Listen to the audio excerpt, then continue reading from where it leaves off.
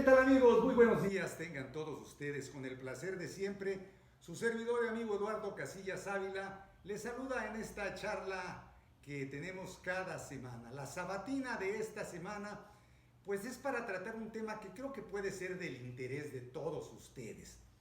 A últimas fechas hemos escuchado este término por parte del presidente de la República cuando se refiere a el cacicazgo que ejercen, sobre todo en algunas universidades públicas, como es en la Universidad Nacional Autónoma de México y la Universidad de Guadalajara, en donde se refiere a que ciertos personajes son quienes, como caciques, controlan estas instituciones. Pero, ¿qué es el cacicazgo? El cacicazgo, mis amigos, es una organización social y política. Fíjense ustedes que los antecedentes de esta organización tienen, bueno, en esta forma de ejercicio informal y personalista, y dicen algunos que arbitrario, pues se da precisamente en la época precolonial. Ya antes de la colonia existían precisamente en las comunidades indígenas, aborígenes, en las tribus de aquel entonces, eran quienes ocupaban como líderes uno de los niveles más altos en la pirámide social de aquel entonces. Cacique, pues, era y es el líder de una comunidad indígena en la actualidad también, o bien el jefe político de una tribu. Esto es el concepto de que se tiene de cacique, y se le ha dado una connotación negativa al término, aunque también se le relaciona con el caudillo.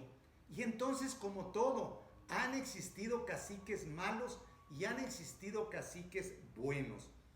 Y yéndonos a la historia, bueno, ¿por qué no platicamos sobre todo de los caciques en el Porfiriato?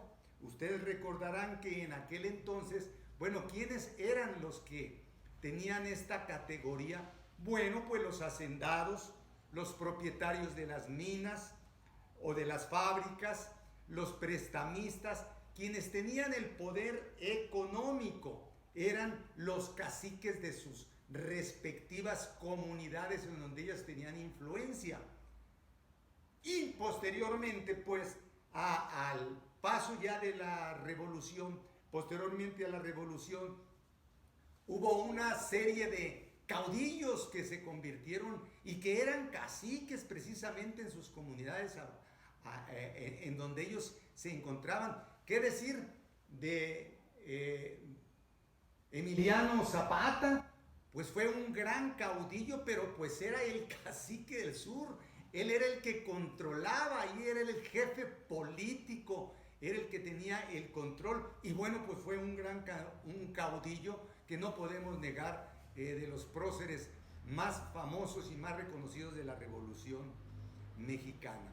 Y como él hubo muchos, él fue el caudillo en el sur. En el norte, bueno, pues a lo mejor estuvo Villa, Felipe, en fin.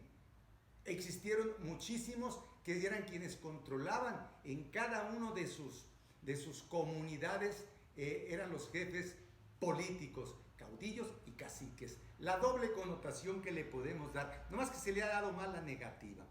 Posteriormente, pues, ¿por qué no nos acordamos de algunos caciques famosos que eran sobre todo exgobernadores?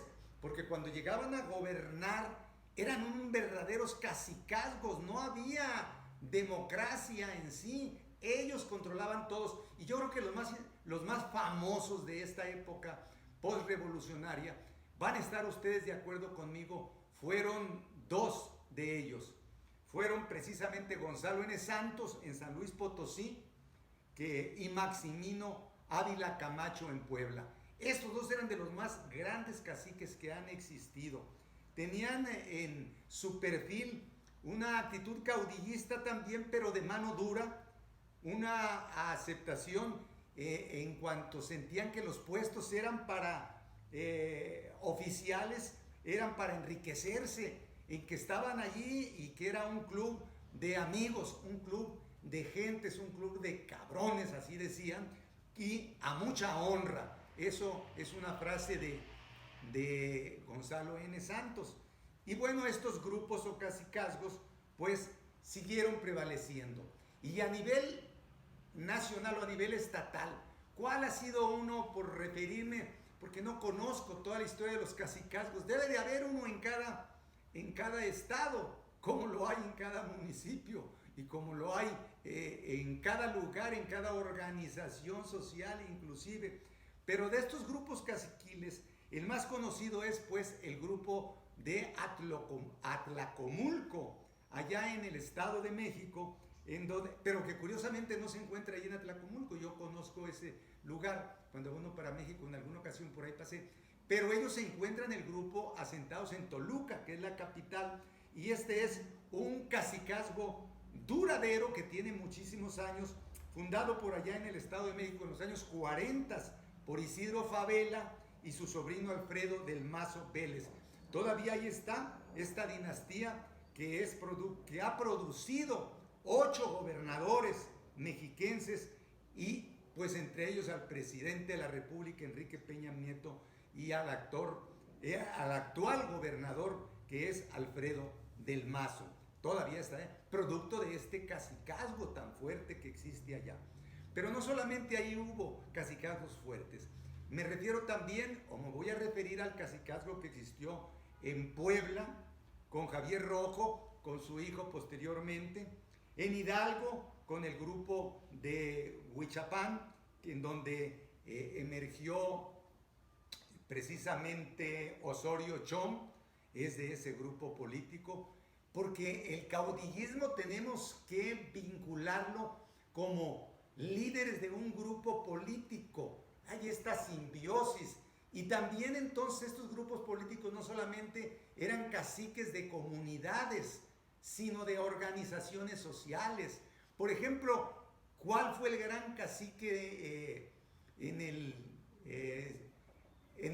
lo obrero, en las organizaciones sindicales obreras? A nivel nacional, bueno, pues Fidel Velázquez. A nivel estatal, bueno, pues Pancho Silva Romero y Eliodoro Hernández Loza. Ellos eran los que tenían el control de todas las organizaciones sindicales que existían en Jalisco. Y pues ahí tenemos unos claros ejemplos de estos cacicazgos que han existido y que existieron en estos grupos. Hoy se refería pues el presidente de la República a los 2 caudillos en los que estaban. Pero antes de pasar a los caudillos nacionales a los que me voy a referir, pues cuáles son el caudillo más, no el caudillo, el cacique o el jefe político más importante para mi gusto en Jalisco. No sé si van a estar ustedes de acuerdo conmigo, pero para mí que fue don Javier García Paniagua.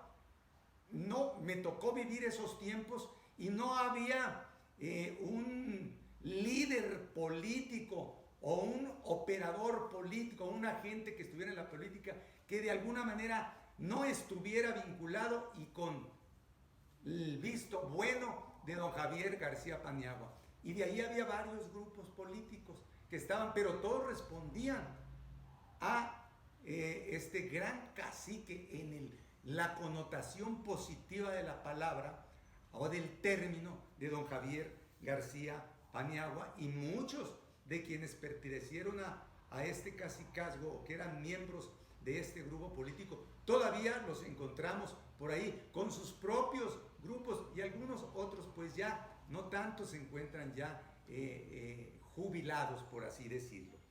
Tenemos que esta figura pues vino a aterrizar en los gobernadores, pero nos decía un escritor que se llama Andrew Patman, muy interesante, en un librito que se llama Los gobernadores caciques del pasado y del presente, pero él le da esta connotación a los caciques. Fíjense ustedes, una de las razones por la que en años recientes la figura política del gobernador ha parecido tan autócrata y corrupta y por ende despreciada es la existencia de una cultura política arraigada a nivel estatal, según la cual muchos gobernadores se consideran autorizados a ejercer un poder absoluto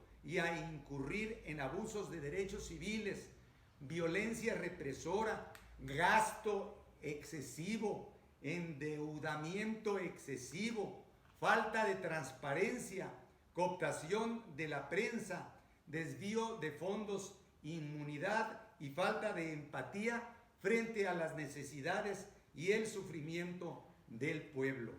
Ahí han corrompido precisamente la figura del gobierno del cacique.